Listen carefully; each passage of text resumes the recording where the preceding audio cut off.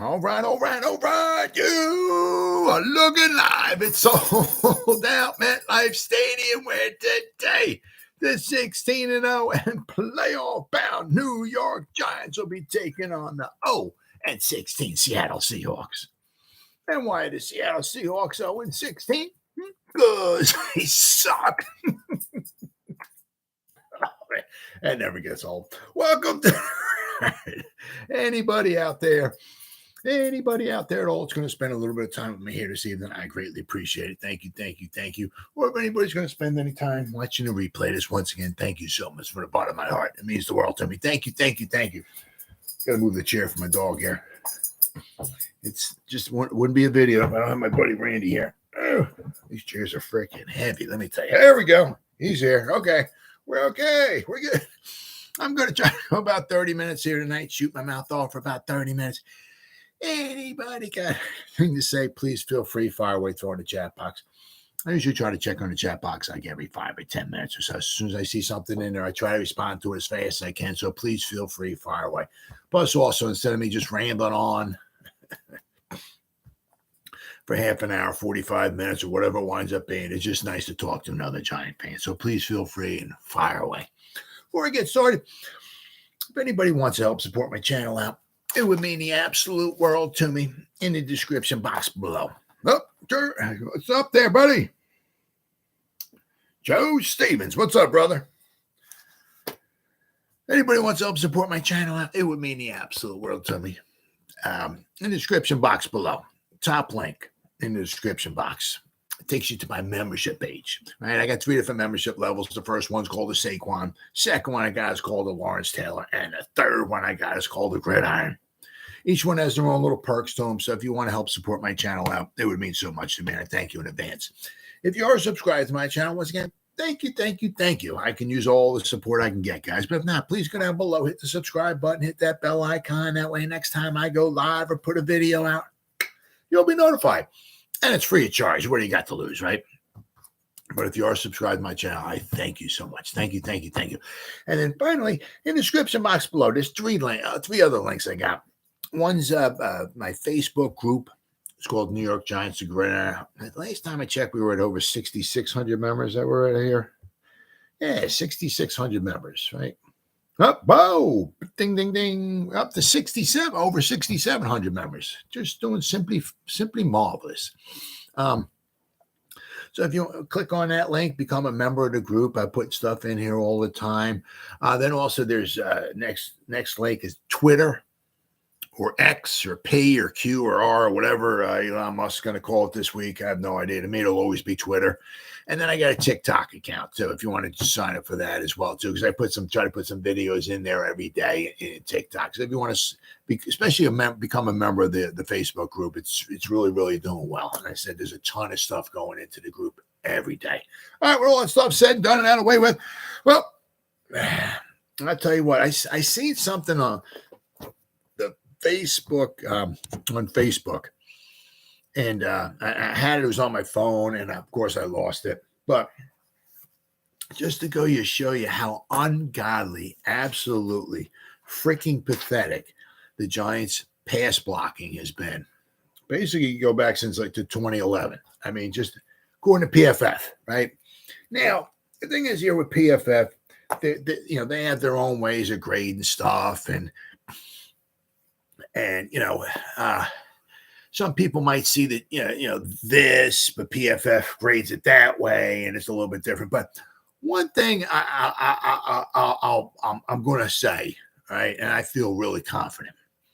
If PFF has you graded as a team number 32, chances are you weren't very good. All right. If they had you graded number 32, it's pretty hard to argue that they're a top 5 pass blocking unit, right? Okay, so as I said, so take their grades for what it's worth, all right? But, and I seen this is just like absolutely unfreaking believable. I mean, it's also kind of along the lines of like how the Giants like have led like the league since I forgot what was going back. I was like maybe 10, 11, 12 years, whatever, in the NFL. And like as far as injuries or games lost due to injuries and stuff like that. I mean, this pass blocking is absolutely unfreaking believable. Since 2011, right? So, all right, I'm too stupid, so please forgive me. 1, 2, 3, 4, 5, 6, 7, 8, 9, 10, 11, 12, including this season. 13 seasons, okay? So 2011 to 2023. So including just the 3 games this season, right? It's past 13 seasons. As far as PFF, the Giants have not been in the top 13. Finished the season in the top 13 as far as PFF grades, as far as pass blocking, have not been in the top 13. All right, so over the past 13 seasons, 13, right? You know, the number one pass blocking team is, let's see here, this year's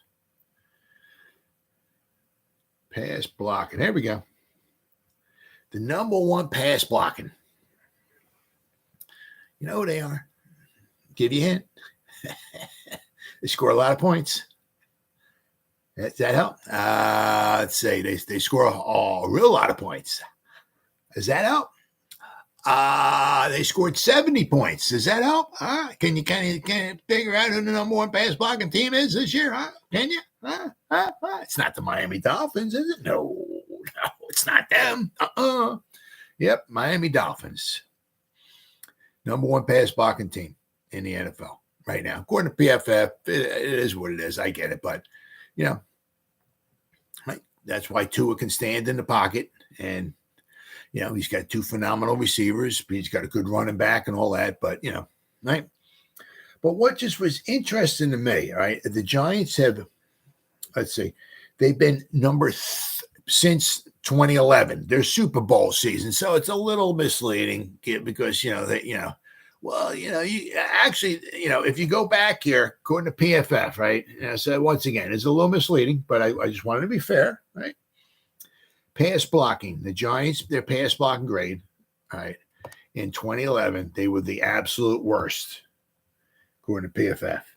They were the worst team in football. They were number 32, pass blocking grade.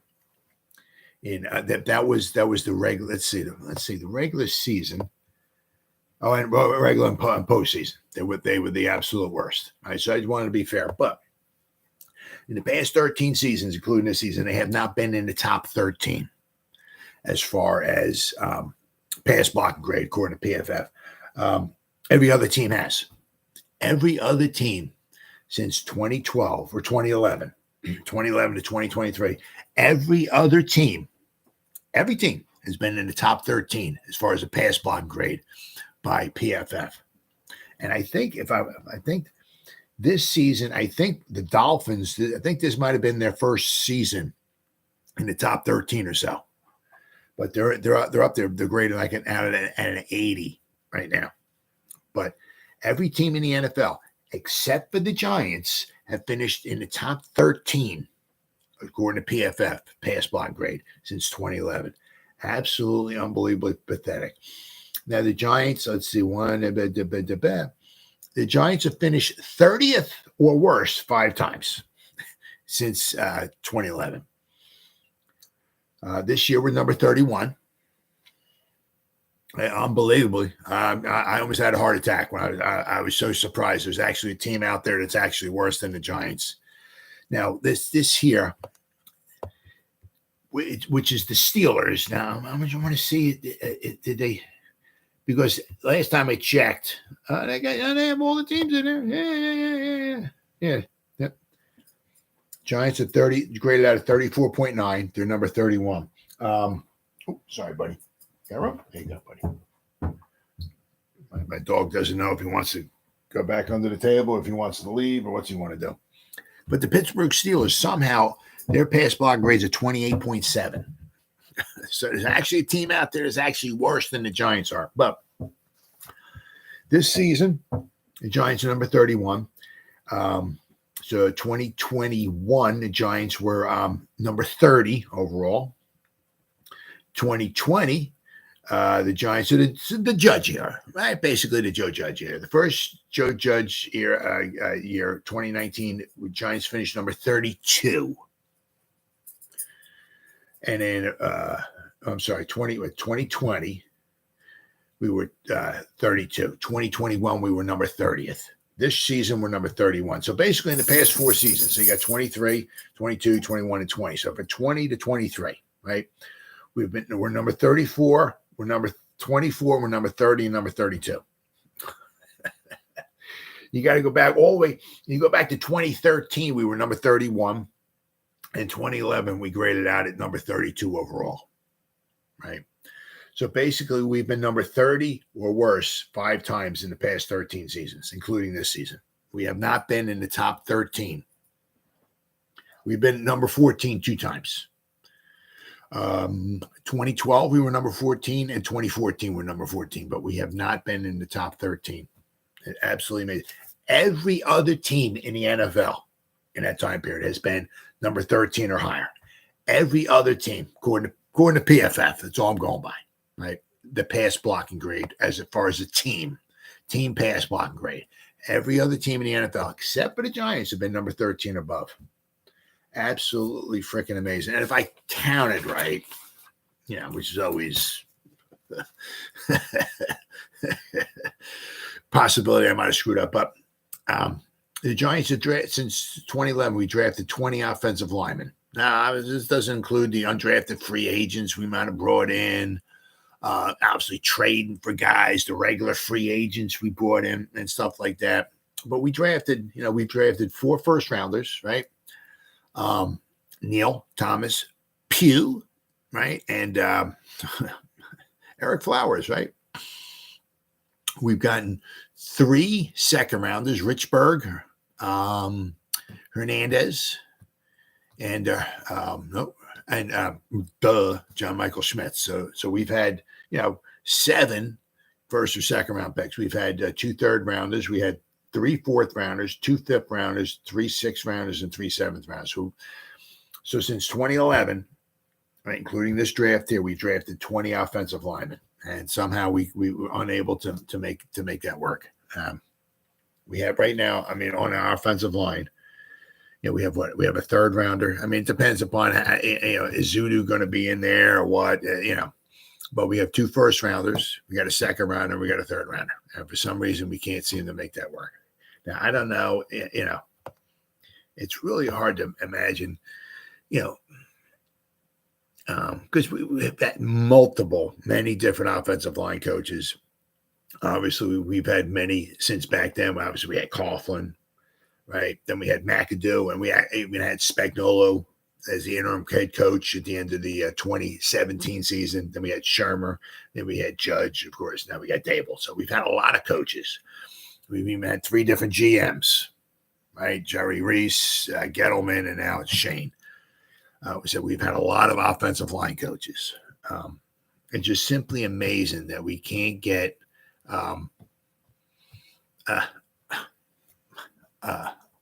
and I understand this year, you would kind of obviously Andrew Thomas, if you had Bredesen, if those guys were healthy, things might have been a little bit better against the 49ers. I saw on Big Blue Kickoff Live today, they were looking at we want to collaborate this week before the Hawks Giants game. Oh. Well, you're not there anymore. I'm sorry.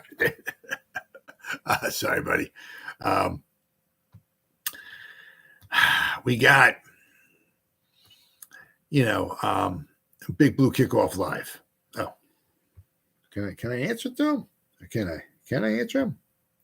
I can't answer him. Report, pin, put, no, hide user, add as a mod. No, I can't. Oh, he's not there anymore. I can't even click on him. Damn. Oh, well. I get back. Let's see if he pops in there. Oh, yeah, sure. Let's see. Yeah, sure. Would love to. See if he answers. I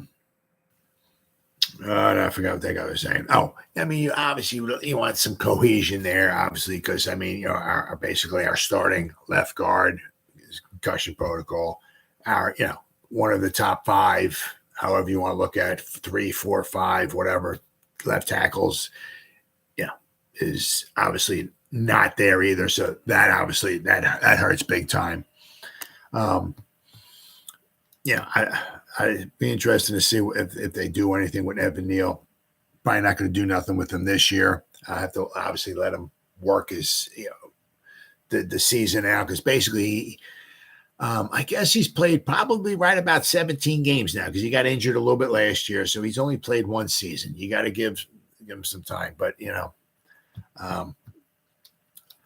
got to give Evan Neal some more time. I think it's still a little too early, but it'd be interesting to see if maybe after the season's over with, do they think about slide him inside a little bit where he doesn't have to worry about the speed, because he has, I mean, my goodness, what, 6'6", 6'7"? He's got the height. Holy crap. He's got, he lost a little bit of weight, but I mean, he slimmed down to 340, 335, big dude. I mean, it just seems like maybe the speed just might be a bit too much for him. So it'd be interesting to see if they maybe slide him inside. But we know we got Andrew Thomas. We know we got John Michael Schmitz. As I said, same thing with John. Some of these guys, you got to take your lumps with them. Unfortunately, you're going to take some of the rookie stuff. You have to take your lumps with. I mean, also putting McKeithen out there. He didn't play at all last year. So basically, this is his rookie season. Izudu,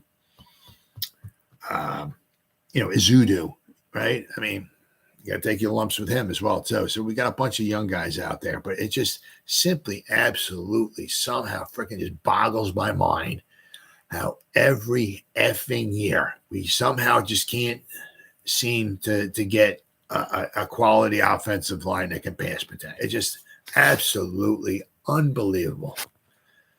Unbelievable. I mean, if there's ever a coach that becomes available who's known or something like that or whatever,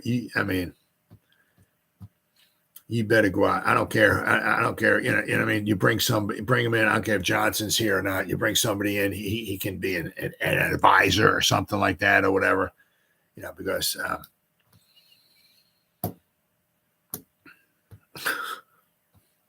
I mean, there's certain things that can just that nothing ruins a season faster, right?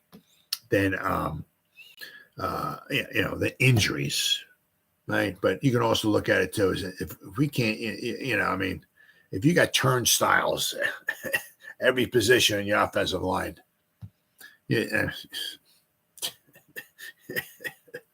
nothing's going to dethrone a season faster than that. So let me tell you, freaking what. All right, what the heck else have I got here? Oh yeah, here we go. Where are we at here? Now, interesting. The Giants are home underdogs. Yep, I can certainly see that. Absolutely. Absolutely. The Seahawks plus 1.5 are entering week 4 on a 2-game win streak, but odds makers are still expecting a close game with the Giants at 1.5. Giants are under. Yeah, Giants are. Yeah, should be 1.5 point dogs at home. Seattle's favored by 1.5 points. Absolutely. Yep, I can certainly see that. The over/under is set at 45 points, and the Giants have 102 plus 102 money line odds. It's an unsurprising line for two teams who still haven't quite proven that they can hang with the true powerhouses of the NFC. The Giants and Seahawks were the number 6 and 7 seeds, respectively, in the playoffs last year.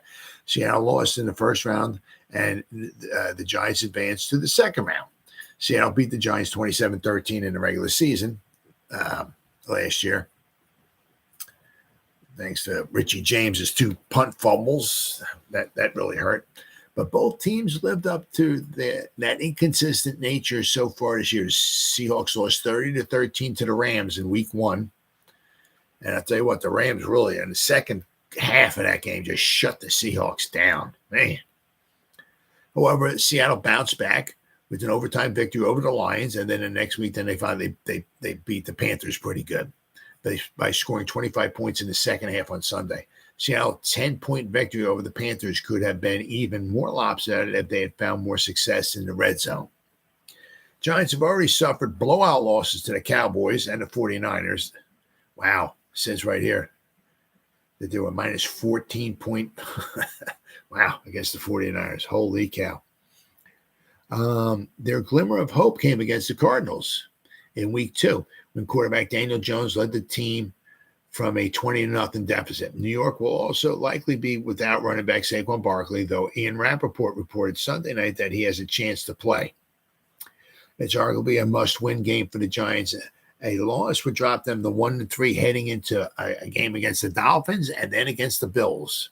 The Seahawks have a comparably easy schedule the next few weeks and could become a playoff forerunner by improving to 3-1.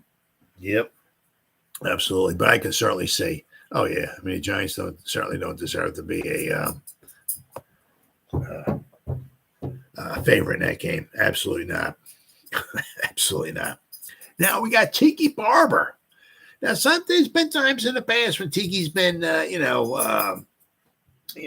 been a little tough on his old team, but I think he's spot on here. Spot on here. Let me tell you what, I gotta give Tiki a little round of applause here. He is freaking spot on with this here. In the first 3 weeks of the regular season, New York Giants defense has shown some alarming signs, very bad alarming signs, might we add, notably allowing almost a 50% conversion rate on third downs and accumulating 29 missed tackles in 3 games. That's basically 10 missed tackles a game. Holy cow. The Week 3 showdown against the 49ers was particularly concerning, with the team registering 16 missed tackles. And not only 16 missed tackles, but absolute gutless, pathetic defensive effort out there. Absolutely freaking pathetic, gutless, heartless, pathetic defensive effort out there. A significant portion of these came from the defensive backs and linebackers, further complicating their defensive outlook. Xavier McKinney, the Giants' free safety, remains optimistic, downplaying the tackling concerns and believing in the unit's capacity to improve in the coming weeks. Well, I'll tell you what, I'm all eyes and ears. I'm certainly dying to see that, right? However, linebacker Micah McFadden vocalized a different perspective, emphasizing the pressing need for the team to step up their tackling game. Yep. Tiki Barber's sharp critique. Yep. Inconsistent tackling technique and an apparent lack of effort caught the eye of many, prompting Tiki Barber, a former Giants running back, to address the team's performance on WFAN. He says, that's effort, Tiki Barber said on WFAN last week. There was one in particular. Elijah Mitchell had an outside zone run in the second quarter, and you just saw the rookie, Trey Hawkins, the third. He just turned it down. I'm good. I'm good. I don't need to make a tackle on this one. I'm all right. I'm a starter. I'm good. He didn't even try. Absolutely freaking pathetic. He tried to go low, but he barely made contact, and the guy clips off 18 yards, and you get in the scoring position. It's effort to me. That's effort or lack thereof. Despite showcasing commendable physicality during the preseason, Hawkins was especially off his game against the 49ers, hesitant and seemingly reluctant at times. Hawkins faced justified critique for his actions, particularly when players like Deebo Samuels and Christian McCaffrey capitalized on his errors. A team-wide concern for the Giants, yet singling out Hawkins doesn't paint the whole picture. The Giants' defensive issues appear to be ingrained in the team's mentality. There's a notable lack of aggression, a key factor when facing elite teams like the 49ers, who demonstrated exactly what the Giants lacked speed, precision, and commitment in their tackles. The contrast was evident with the 49ers missing only 3 tackles that evening, while the Giants missed 16 tackles, showcasing the gap in defensive efficiency. The broader sentiment among football analysis is encapsulated in the observation. I know cornerbacks don't want to hit anymore. I know they don't think they need to tackle on the edges and think that they're just there to contain and drive a guy inside. You know, obviously maybe take on, you have somebody the pulling guard or something like that. You come, maybe you set the edge if you can, and just try to stay in the way of the guard, or hope he doesn't run you over, but just funnel everything back inside. Right. But when you're the last line of defense, that's an effort thing. That's a want to thing. Do you want to or do you not want to? Is it a business decision, as Coach Prime used to do many a time? Oh, it's a business decision. Yeah. Esteemed coordinators like Wink Martindale wouldn't have anticipated such a lack of physicality from the Giants, while there are multiple areas where the team needs to refine their game. Giving a full effort shouldn't be a difficult hurdle to overcome, especially with ample preparation time leading up to their Week 4 clash against the Seattle Seahawks. Now, I'll tell you what, man, they lose this one, boy. Obviously, of course, you know, the season's not over with. They'll be 1-3. There'll still be 13 games left in the season. I get it, all that stuff and everything, but I think Tiki, without question, I think his criticism absolutely is well deserved. I mean, you can just, I mean, it was just, you can kind of just see. I mean, with Hawkins, it was almost like. Yeah, it was just like, I mean, I sometimes there was like wasn't even words for it. It was just like, you're just like looking. It's like, what are you doing? You know, you're supposed to make tackles too, right? Yeah. What are you doing? I mean, but I said, but also, you know, because Dallas, they came in, they had an attitude. They come in, they know they own Jersey. They own that's their stadium. That ain't the Giants stadium. They come in, they're up there dancing around, pounding their chests and stuff like that. This is our house, baby. We got one in Dallas and we got another house, and this is our house. This ain't the Giants' house. This is our house. We're here. You know, they brought the attitude, right? Straight up and simple. Cowboys brought the attitude Week 1. Giants did. Giants. Right? Week 2 against the Cardinals. I mean, Connor, you know, the guy's a beast. You know what I mean? But you know, there was multiple times. You know, what I mean, like Connor's like had the ball and he's like, you know, running into a Giant defender, and the Giant defender's like trying to hang on to him, maybe trying to bring him down, and Connor's like chugging along for more yards, and another maybe Giant, I don't know, maybe wants to try to latch on, but you know, go along for the ride. You know, like he's riding a bucking Bronco or something. You know what I mean? Nobody tries to bring him down. I mean, and Connor's just like chugging along, got a couple Giants on his back. He's just chugging along, you know.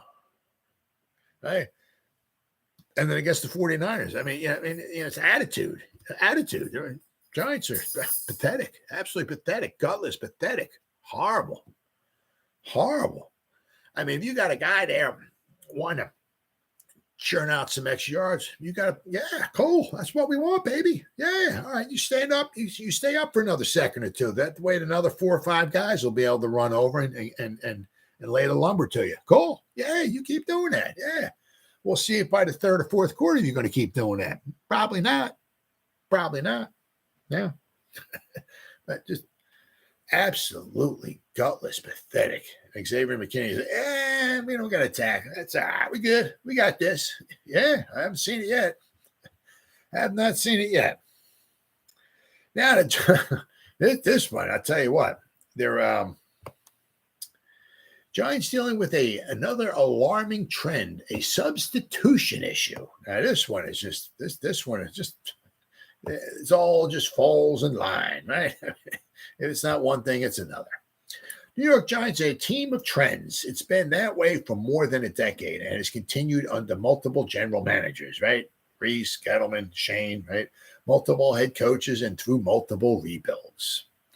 Some of the trends are obvious. Poor offensive line play. I mean, we've been saying that for how freaking long, right? Lack of depth at the inside linebacker. And, of course, injuries, right? Many expected current general manager Joe Schoen and head coach Brian Daboll to buck those trends, but it hasn't happened. Instead, the Giants have managed to add another new and concerning trend. Dating back to last season, whether it's on offense, defense, or special teams, the Giants regularly find themselves with either 10 men on the field or too many men on the field. There you go, right? During the regular season opener against the Cowboys, the Giants were forced to burn 2 timeouts due to substitution issues. 2. Then in a Week 3 loss to the 49ers, the issues returned. Let's see here. Dan Dugan here says, noted this live. It's unbelievable how often this has happened. I had never seen a play run with 10 men on the offense. It's the second time in the past 2 seasons, I guess, that the Giants have run an offensive play with 10 men. And I'm looking at it right here. 1, 2, 3, 4, 5, 6, 7, 8. Yep. There's two wide down to the bottom of the screen. There's 6 offensive, well, basically 5 offensive linemen, a tight end, 2 wide receivers to the bottom of the screen. Then there's Daniel Jones, and I'm not sure who's next to him, Brightwell or Breida, because it's against the 49ers. But there's no wide receiver at the top. Giants have 10 men on offense, and they're going to call, and they're calling a play. They're at the line of scrimmage, getting ready to run a play with 10 guys.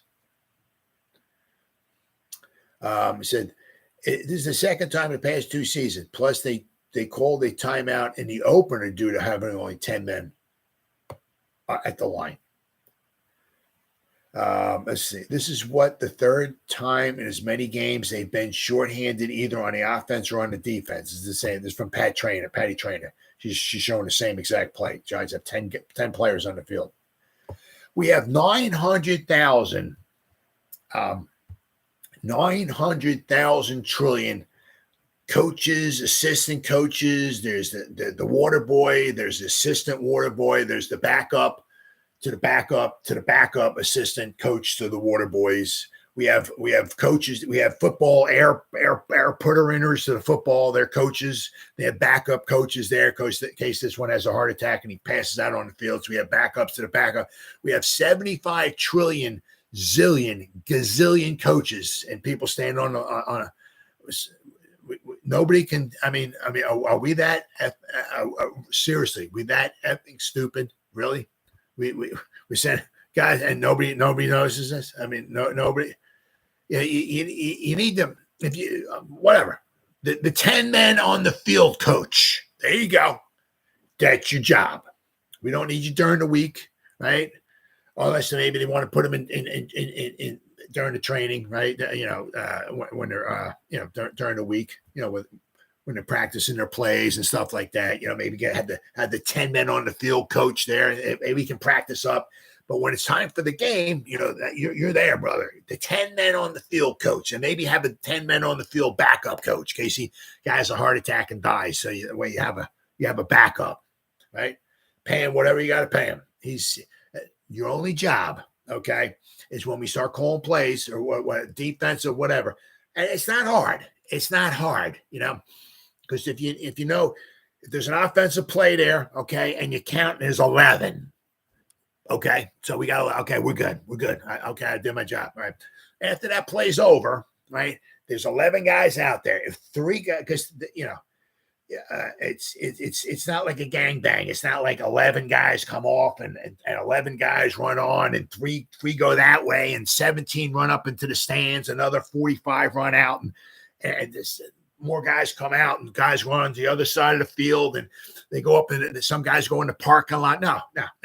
There's 11 guys on the field. Okay. The way it works is, like maybe 3 guys run in and you can't have 11 in a huddle or close to and have 3 guys run in and join that huddle where there's 14 guys there and then 1 or 2 or 3 runs out. That doesn't happen. As these guys are running on the field, they got 3 guys coming off the field. right? You don't have, you know what I mean? It's not hard. It's not complicated. Why can't we get this right? Same thing with the defense or the special teams, right? Why?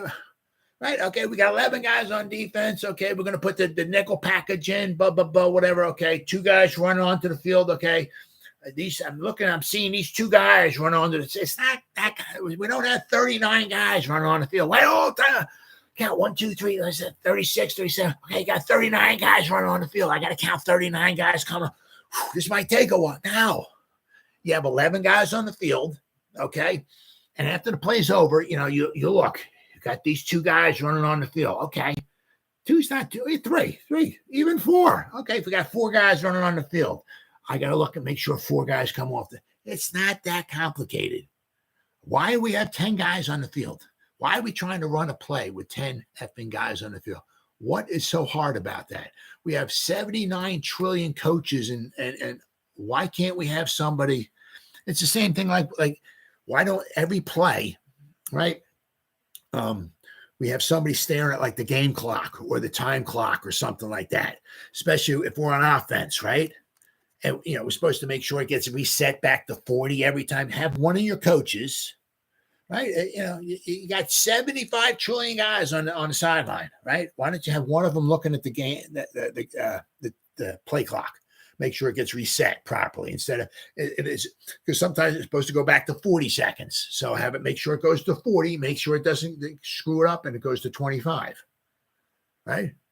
Make sure that the ref blows his whistle, he resets it, make sure it goes back to 25. Have somebody why don't we have this? Is that complicated? Is that really that complicated? I mean, my God, why do we have 10 guys on the field trying to run offense with 10 guys? Absolutely freaking amazing. All right, and we got I seen this here with some of the free agents. Now, obviously, there's a little thing I saw 4 free agents the Giants could sign. A couple of these guys, quite possibly. They one of these guys, obviously, they brought in. Of course, it's Justin Pugh. Now, I haven't heard anything. They brought him in. He's supposed to be healthy enough because he had injured last year. I don't know if it's a numbers thing. Maybe he just didn't work out. Maybe he wants to start, but the Giants don't think he's ready. Who knows? But as far as I know, nothing's obviously has happened with Justin Pugh as of yet. It was the same thing when they brought A'Shawn Robinson in here, right? They brought him in, and everybody was kind of like, "Oh, Cole, man, he's a big, huge guy. Oh, he's going to help the run defense." Cool. So they brought him in. He tried out or whatever, and then he left. And a couple of weeks went by, and it's like, I guess we're not getting Robinson. I guess he's not. I don't know. He just didn't work out or something. Then after 2-3 weeks, they finally they brought him back. So I guess maybe it was a money thing. I don't know. So maybe it's that with Pugh. Who knows? But all I know, Giants don't got a whole lot of money to spend. So there's 4 guys here that they could wind up, 2 of them, edge rushers. Let's see here. First one, Robert Quinn, right? Edge rusher. Now, as far as I know, he hasn't been signed by anybody. Now, this article was on September 24th. So this article came out yesterday. So, as far as I know, these guys are still available. So edge rusher Robert Quinn. Now, because I love Azeez. I think he's got a heart of gold, and he's got the right attitude. I love him. Happy he's a Giant. This, that, and the other thing, and all that stuff. Nothing bad at all about him. However, 2 things here. Your best ability is your availability. And from Jeff Eagles, you can't make the club in the tub, right? Guy, you can have all the talent in the world, but if you can't dress because you're injured, right? So hopefully we'll get Azeez back. It's the hamstring. He had a calf for a while last year in the beginning. It's like, we got a calf, okay, Then he came back, and I think Cousins like kneed him or kicked him or something like that in the thigh. So he missed some time with the thigh bruise, or now it's a hamstring. And we ain't getting nothing, nothing, from Boogie Basham. We ain't getting nothing from Hottie, right? But and it's Kayvon. I mean, it's tough to say we're not getting from, because sometimes he's in coverage. He did get a sack, but I believe that was more like a coverage sack and anything like that. So we're not getting. We need to really amp up the pressure. I mean, it's horrible. It's really, really horrible. So I don't know what Robert Quinn would wind up wanting, but since arguably the biggest issue with the Giants defense this season has been their pass rush, or lack thereof. You see, through 3 games, New York has racked up just 2 sacks and 42 pressures. So 2 sacks. So at that rate, the Giants are on pace for about 12 sacks for the whole season. 2 sacks in 3 games, about 12 sacks for the whole season. Now, I'm sure we're going to get quite a few more than that, but as of right now, after 3 games, we're on pace for 12 sacks. Amongst all teams, the Giants' sack total ranks 29th, which, when you consider how much Shane has invested in the guys up front, is rather embarrassing. Well, I mean, as I said, you figure now this is certainly not a Shane thing, obviously, because he had nothing to do with Leonard Williams' contract. I mean, that was Gettleman just kicking the can down the road, and right? Leonard Williams is $32 million this year, right? So that's nothing to do with Shane. But you look at Leonard Williams; he's getting paid $32 million. This Dexter Lawrence has just signed this little contract extension. He's going to be making like $23 million a year. You got Kayvon Thibodeau, number 5 overall pick. You got Azeez Ojulari, who can't stay healthy. So we got some investment up front, and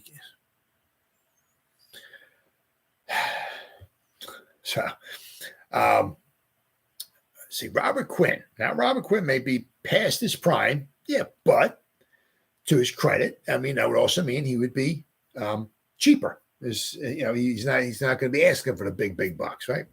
Wink Martindale's defensive system, we think, could potentially rejuvenate his career. Now, also another thing I would like to say as well, too, would wind up being, can we get Isaiah Simmons in there a little bit more, rushing the passer, right? Let's see. Quinn himself had an absurd 49 tackle, 18 and a half sack season with the Giants, with the Bears. I wish it was with the Giants. While he is likely never going to reach that total output ever again, it still goes to show that he could be a very fine depth piece for the Giants. At this point, Jihad Ward, Oshane, forgot about Oshane Ximines as well, too, are not cutting it. And Boogie Basham, you're not getting any pass rush from him. Let's see, those guys are not cutting it as Ojulari and Kayvon Thibodeau's backup, so bringing in a guy like Quinn may be necessary. He may not have much left in his bag outside of his rushing the passer, but the Giants wouldn't need him to do anything more than just rush the passer. And, of course, make tackles, right? Hopefully Shane addresses the team's pass rush issue in one way or another. For now, though, we believe Quinn could be a great option to improve the glaring issue. Next one, edge rusher, free agent number 2. And this guy is just like a carry the torch kind of guy. He's well over 30 years old, but he's had some success in the past. And if you just throw him out there for 20 reps, 20 whatever a game, I think he can give you something, right? Good old Melvin Ingram. Similar to Quinn, Melvin Ingram certainly isn't in his prime anymore. However, he did manage to turn in a somewhat solid 2022 season, considering that he only started in 3 games for the Dolphins. The pass rush is something that has to be solved as the season progresses, and it won't come internally. Nope. Then Shane must scour the market for a veteran like Ingram. Last season, Ingram racked up 6 sacks. Okay, I'll take that from a backup, right? And 38 pressures while playing just 325 pass rushing snaps. So now if you look at it, right, right? 20 snaps a game, pretty much. You're not going to put him out there. I mean, hey, if Kayvon's injured, hey, he might have to play 30 or 40 snaps. If Azeez Ojulari, he might put 30 or 40 snaps in, and you're not going to play the whole game. But if you look like this, if he goes in there for 20 snaps a game, primarily pass rushing plays, right? And if he plays, just say 16 games, 20 snaps a game, 16 games would be 320 snaps. Now, of course, I know he can't play 16 games anymore this year unless we go to the playoffs, right? But I'm just saying at 20 snaps a game,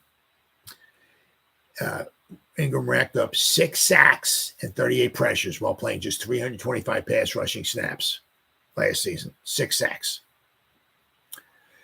This sort of success on a relatively small volume is pretty impressive. Now, I mean, just imagine if he played the whole season. If he played like 600 pass rushing snaps, he would have had double digits as far as sacks. And he would have had 60 or 70 pressures. Right? I mean, if he played the whole season, if he played basically every pass rushing snaps last year for the Dolphins, he would have had double digit sacks and he would have had probably 60 or 70 pressures. I mean, holy cow. For a guy not in his prime anymore. Let's see. Ingram would be able to be a genuine contributor for the Giants if he signed. In addition to his abilities as a pass rusher, Ingram is still rather solid run defender as well, racking up 22 combined tackles and 7 tackles for loss last season. Honestly, it's pretty surprising that Ingram is still unsigned. I think so too, because the guy's not going to want, he's not going to get a ton of money. Maybe he wants more than he's worth, or doesn't want to take on a practice squad role, which is, I guess, that's possible too. Regardless, it may be worth taking a gamble on a 34-year-old veteran in order to give both Thibodeau and Ojulari some help in the trenches. Because we sign him, he ain't going on the practice squad. He's going to be in there week 1. And the nice thing about it, right, is that, the beauty of somebody like maybe with an Ingram, right, is that, the dude's 34. He's been in a ton of games, lots of years, lots of experience. You're not putting a dude in the secondary. All right, this is what happens, right? So if the safety comes down in the box, you're going out in the flat, unless the tight end, he's got to learn that. No, okay. When the offense breaks the huddle, Kayvon's going to be on one side, you're going to be on the other side. You set the edge, right? If it's not a run, you rush the quarterback. Ta-da! Do we need to go over that again? I'll go over it one more time, right? When the offense breaks the huddle and they come up to the line of scrimmage, okay, Kayvon's on one side, you're on the other side. Got it? You're on the other side. Kayvon's on the other. Okay, you're not on the same side. Kayvon's over here. You come over here. Okay, you got that? All right.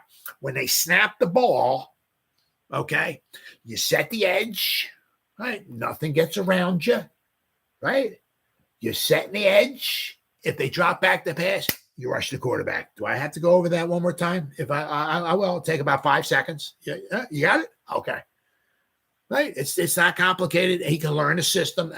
Wicks defense as he goes along, but I'm sure you can put him in for 20 snaps if you sign him today. Right, I'm sure he's probably keeping himself in somewhat decent shape, right? Obviously, he ain't going to be able to play the whole game, but I'm sure if you signed him today, by next Monday, I'm sure he'd be able to play 20 snaps against the Seahawks, whether he knows the whole playbook or not. Right? You rush the quarterback. You got it? So, that's the beauty of that. Now, these other guys, the problem here is they'd have to, these next 2 free agents, obviously Justin Pugh is one of them, but that's where you got to start learning, what do you got to block? Who's blocking this? Where you got to know. That's where it gets a little tricky. But as far as edge rushers, rush the quarterback. That's all you got to do, right? All right. So let's say according to Spot Track, the Giants have around $6.4 million in cap space. This means that even if Ingram did want a little more than the minimum, the Giants could afford it. Who knows what Shane's plan is to fix the pass rush? What we do now, that Ingram would be a fine depth. Yes, he would. Oh, absolutely. fine depth candidate. Now,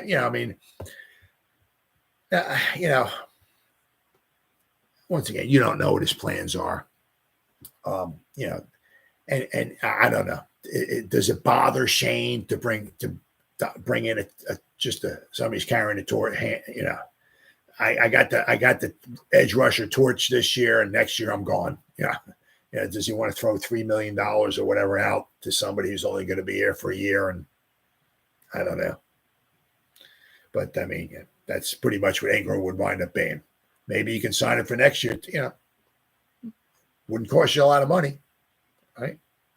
I mean, look what the Eagles can do. Look what the Cowboys can do. Look what the 49ers can do, right? Rush the quarterback, right? Look what the Giants can't do. Rush the quarterback, right? That's the beauty of going against the Eagles, going against the Cowboys, going up against the 49ers and getting your butt handed to you, right? That's the beauty of that. You see, what do they have and what don't we have, right? It's the line of scrimmage. The other team's just dominating the line of scrimmage, and we can't. And it's embarrassing, really embarrassing. And certainly not because we don't have, we got three first-round selections in the second round. Of course, the second round, he's injured, okay? But other than that, out of the 4, we got 3 first-round picks. And if you put them together, 22. If you put all 3 of them together, I forgot what Leonard Williams was. If you put all 3 of them together, add up their draft positions, you don't even come up to number 30 because Sexy was 17, right? Kayvon was 5, so that's 22. Leonard Williams was like 3, 4, 5, or 6 or something like that. So if you add all 3 of their draft positions together, right, where they got drafted, you don't even come up to number 30. So we got 3 of those guys, right? 3 first-round picks. I mean, look at the Redskins, right? I mean, they got their front 4 is all first-round picks. Well, the Giants are on the same thing. How come they can rush the quarterback and we can't? Right? How come they get pressure and we can't? I mean, I get Leonard Williams is, he's played a lot of snaps. I guess his prime is behind him. I get that, but all right. So okay. Mr. Collins, the offensive tackle. Everybody seems to be talking about him. While his last season in the league may not have been the prettiest, La'el Collins has historically been an incredibly solid and consistent tackle. Now coming off a torn ACL, teams are waiting for Collins to be medically cleared before signing him. Once he is good to go, the Giants should undoubtedly be one of the teams in line to sign the 30-year-old offensive tackle. But the problem is what are we going to, if he's a tackle, what are we going to do? Yeah, bring him in. Probably going to be backup. He may not want that. Same thing with Pugh. I mean, as far as I know, listen to some things Pugh was saying and all that. I think he wants to be a starter. I don't think he wants to come in. I think Pugh might wants to go to a contender, right? But he wants to be a starter. I don't think he wants to be drinking Kool-Aid on the sideline. Same thing with Collins. Collins might be the same thing. Dude, I'm not too bad. I want to start. So if I'm not starting, I mean, if the Giants come calling, he's looking at his iPhone. He's going like, "That's the Giants. I'm a tackle. They got Andrew Thomas and they got Evan Neal. Add those 2 guys together, right? I don't even know if you can even find this on any other team. I'm not going to spend my time, but I don't even know if you can find this, right? You take Andrew Thomas and you take Evan Neal and you put the 2 of them together. Oh, here we go, right? Take Andrew Thomas and Evan Neal and you put the 2 of them together, right? That's their draft number, 11. Number 4 and number 7. There are 2 tackles. 11, grand total of 11 picks, right? Number 4 and number 7. I don't know if there is another one out there, another team out there that has their 2 tackles combined are 11 in their draft positions, 4 and 7, right? So, but if the Giants are trying to get Collins in, I'm sure he's going to want to start. I don't know if he's going to want to be a backup, right? and you're not switching. I highly doubt you're going to be putting Evan Neal just halfway through the season. Be a guard. I mean, unless would bring Collins in, unless maybe Andrew Thomas was really hurt and he might have to miss a couple months or something like that. But I'm sure Collins wants to start. Let's see here. Considering how poor of a right tackle Evan Neal has been throughout his short career, but he's only played, one season. Basically, I think it was a 17th game, right? You have to give him probably toward the end of the season to really make some kind of a good judgment on the guy. Hopefully, he starts turning things around a little bit. Thus far, it may be worth exploring other options like Collins for the betterment of the team. Even if the Giants wish to keep Neal at tackle, Collins has experience playing at guard. Well, all right. I guess there is that.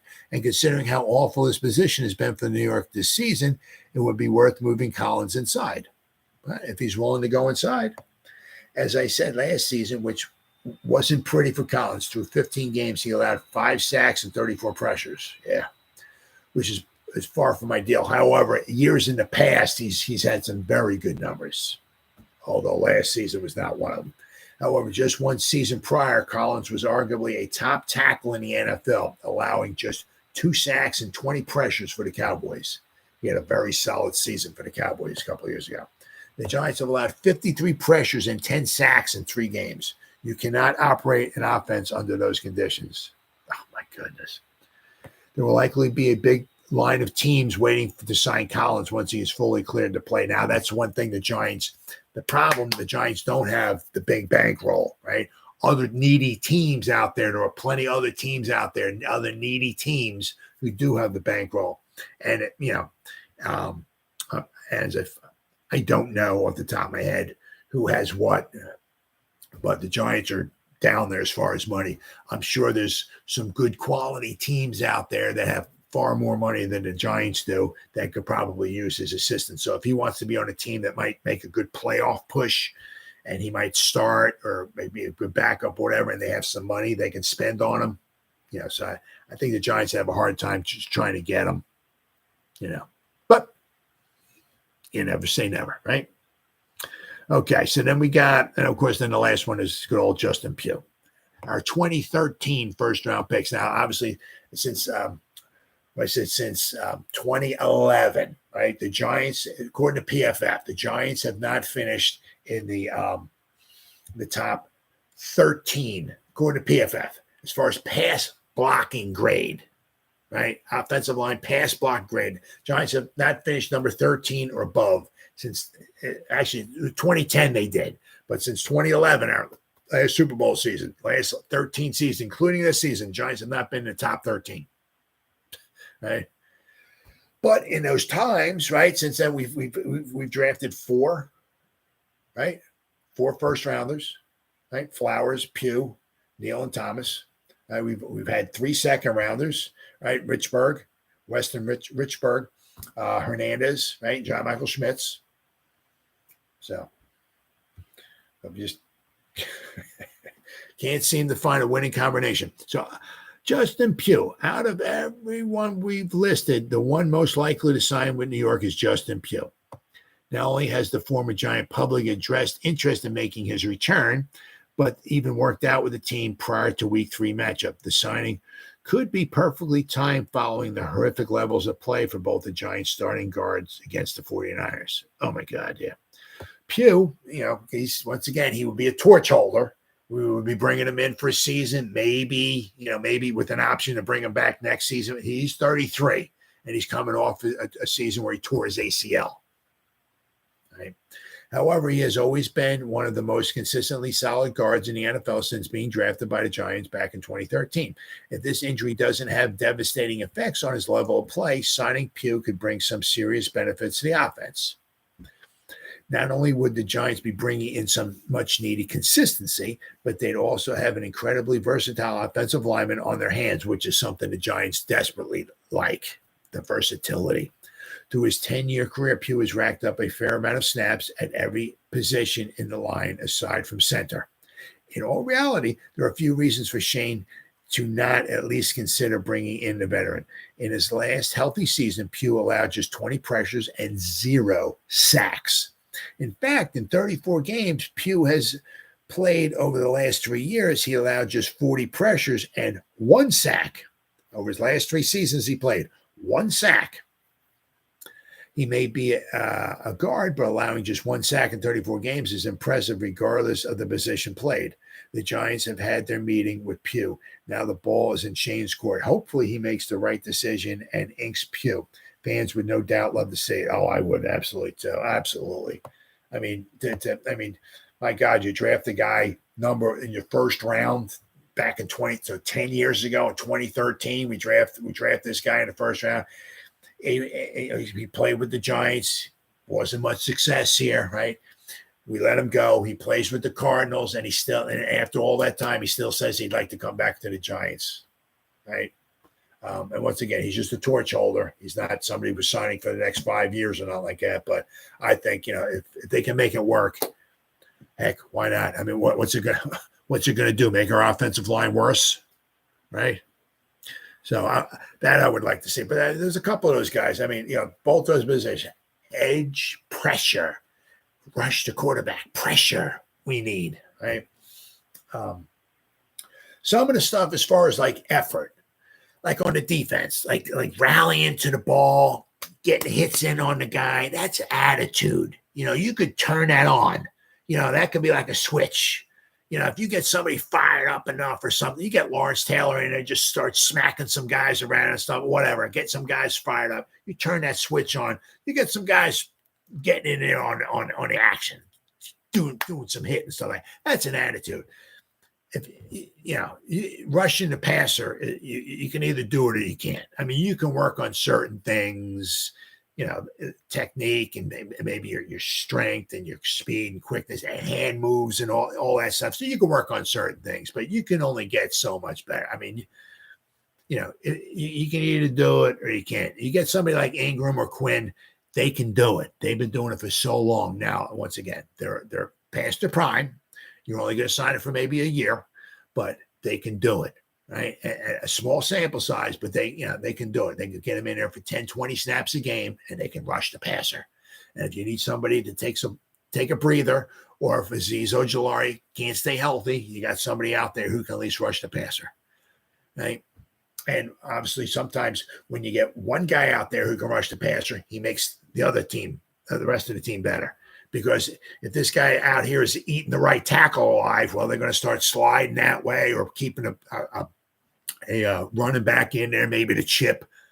All right, so now the running back doesn't go into his route as fast, so he's got to stay in and chip. So that make maybe the rest of the other guys a little bit better, right? But offensive line and edge rusher, absolutely. All right, guys. Well, hey, it's been an hour. So whoever's spending time watching me, listening to me, thank you. I greatly appreciate it. Thank you so much, guys. Thank you. As always, whoever spends any time watching a replay this, once again, thank you. It means the world to me. Thank you. As always, you guys stay safe out there and go Giants. Woo! Oh, yeah.